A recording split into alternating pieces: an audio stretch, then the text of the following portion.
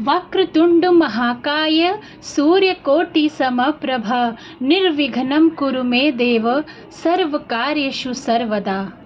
गणेश भगवान की जय। प्रिय भक्तगणों, आज अश्विन मास शुक्ल पक्ष की चतुर्थी तिथि है। आज विनायक चतुर्थी व्रत रखा जाएगा।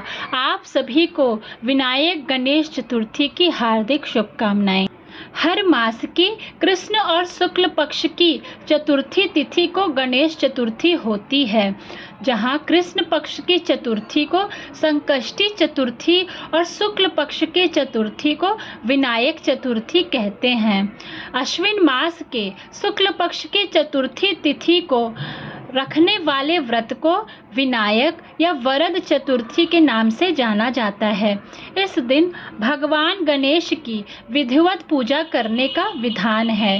अश्विन मास की चतुर्थी तिथि का विशेष महत्व है, क्योंकि इस दिन नवरात्रि का चौथा दिन रहता है, जिस दिन माँ कुष्मांडा की पूजा की जाती है।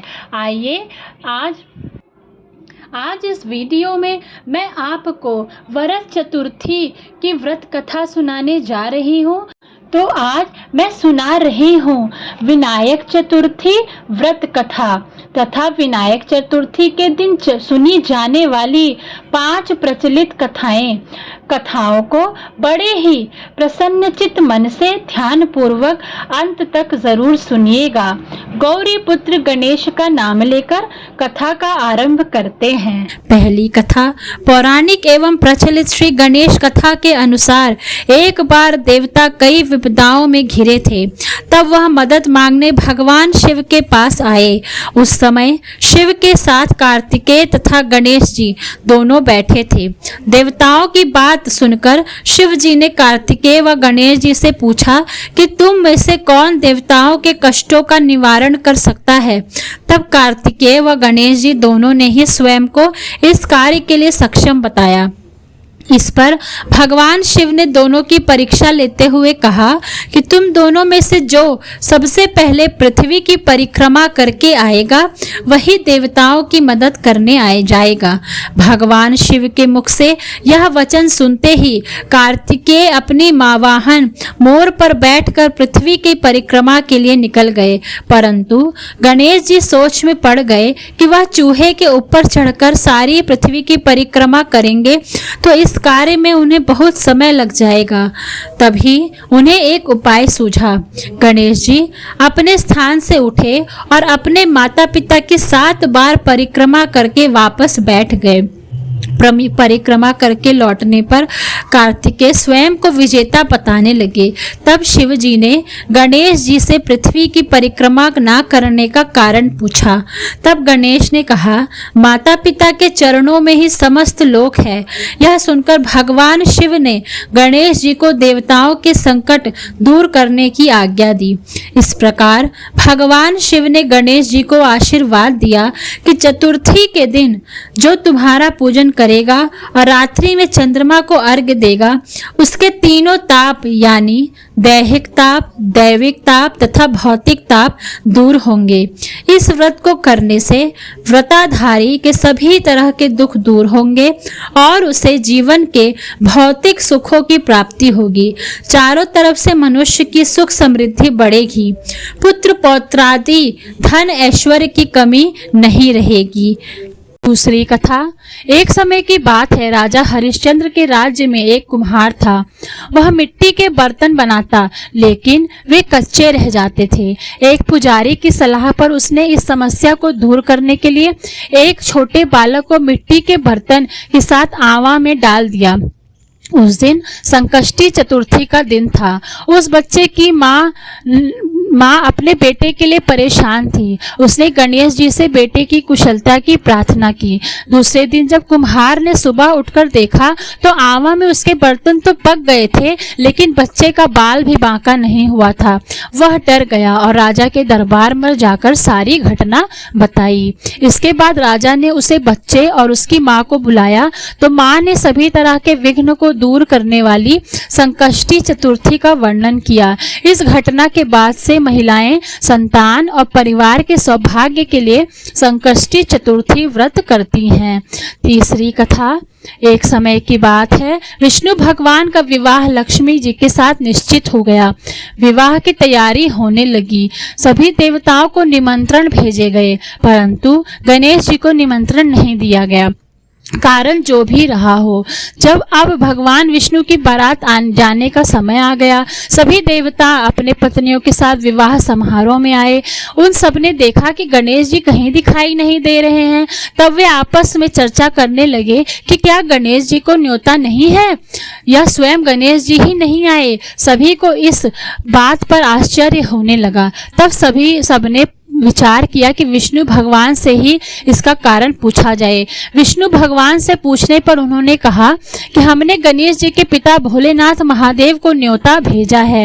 यदि गणेश जी अपने पिता के साथ आना चाहते हैं तो आ जाते, अलग से न्योता देने की कोई आवश्यकता नहीं है। दूसरी बात यह है कि उनको 1.25 मन मूंग, 1.25 मन चावल, 1.25 मन घी और 1.25 मन लड्डू का भोजन दिन भर में चाहिए। यदि गणेश जी नहीं चाहेंगे तो कोई बात नहीं, दूसरे के घर जाकर इतना सारा खाना पीना अच्छा भी नहीं लगता।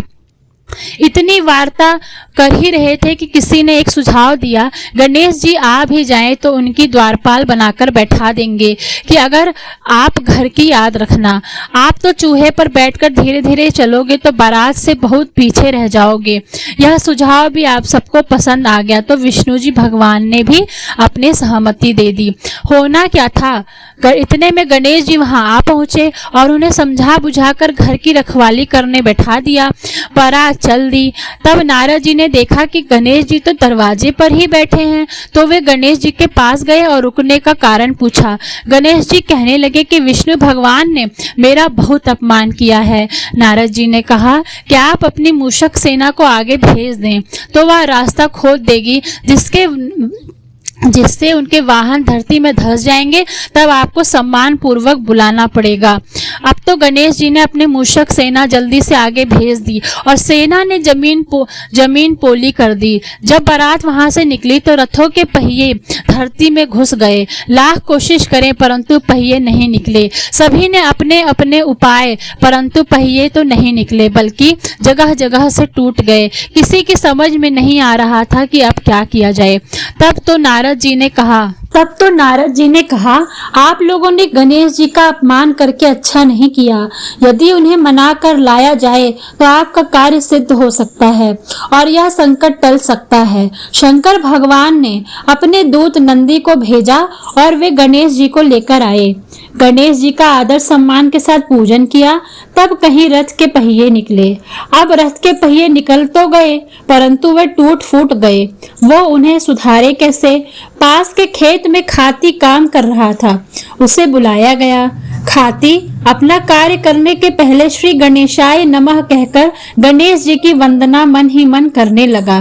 देखते ही देखते खाती ने सभी पहियों को ठीक कर दिया। तब खाती कहने लगा कि हे देवताओं, आपने सर्वप्रथम गणेश जी को नहीं मनाया होगा और ना ही उनकी पूजन की होगी, इसलिए तो आपके साथ यह संकट आया है। हम तो मूर्ख अज्ञानी हैं, फिर भी पहले गणेश जी को पूजते हैं, उनका ध्यान करते हैं। आप लोग तो देवता गण हैं, फिर भी आप गणेश जी को कैसे भूल गए? अब आप लोग भगवान श्री गणेश जी की जय बोलकर जाएं तो आपको सब काम बन जाएंगे और कोई संकट भी नहीं आएगा। ऐसा कहते हुए बारात वहां से चल दी और विष्णु भगवान का लक्ष्मी जी के साथ विवाह संपन्न करा के सभी सकुशल घर लौट आए। हे गणेश जी महाराज, आपने विष्णु को जैसा कारज सारियो ऐसा कारज सबको सिद्ध कर जो। बोले गजानन भगवान की जय, गौरी पुत्र गणेश की जय। चौथी कथा। श्री गणेश चतुर्थी व्रत की पौराणिक कथा के अनुसार एक बार भगवान शिव तथा माता पार्वती नर्मदा नदी के किनारे बैठे थे।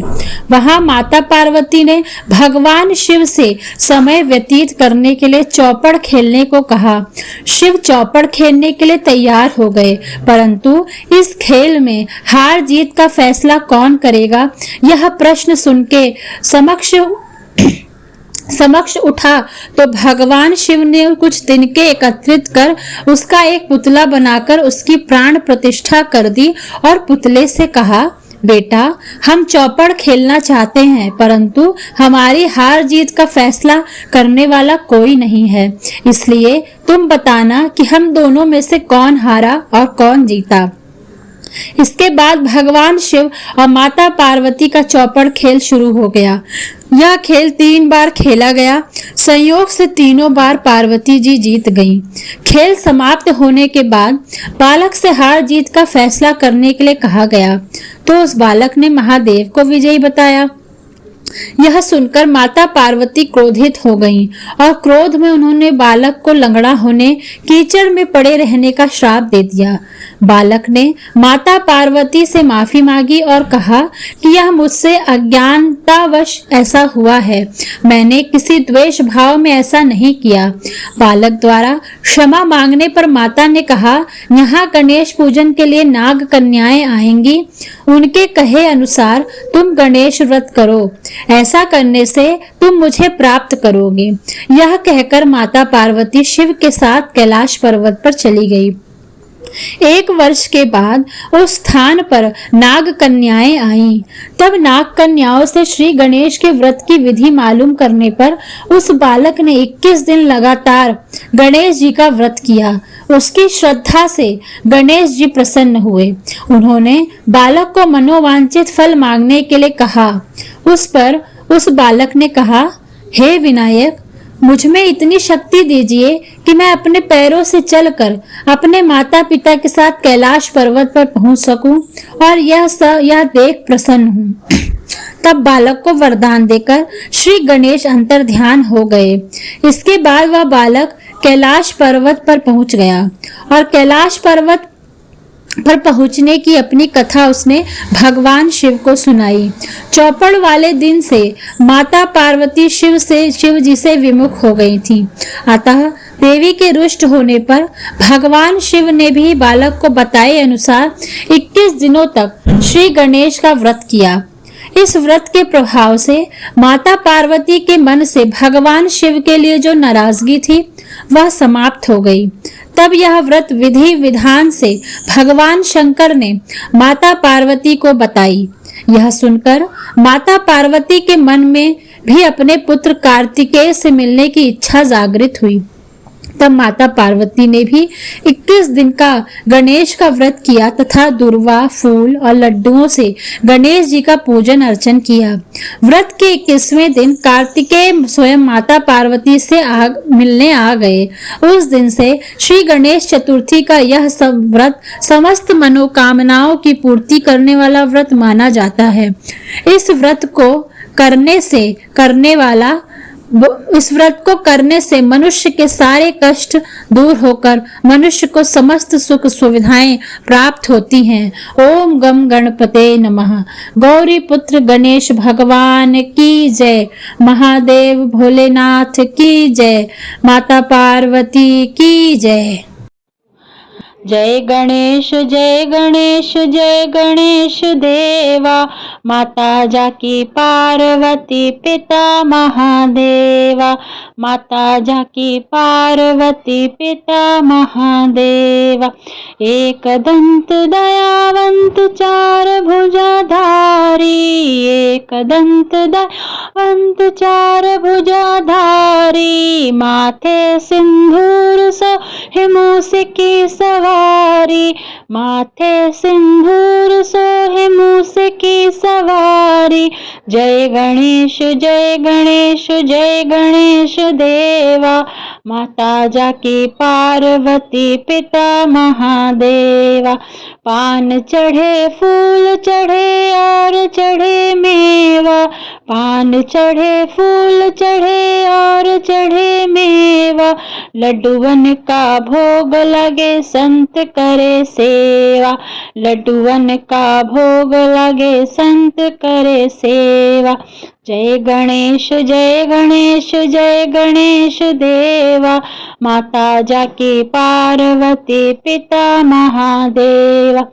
अंधन को आँख दे तो कोढ़िन को काया, अंधन को आँख दे कोढ़िन को काया, बाझन को पुत्र देत निर्धन को माया, बाझन को पुत्र देत निर्धन को माया। जय गणेश जय गणेश जय गणेश देवा, माता जाकी पार्वती पिता महादेवा। सूर श्याम शरण आए सफल कीजे सेवा, सूर श्याम शरण आए सफल कीजे सेवा, माता जाकी पार्वती पिता महादेवा, माता जाकी पार्वती पिता महादेवा।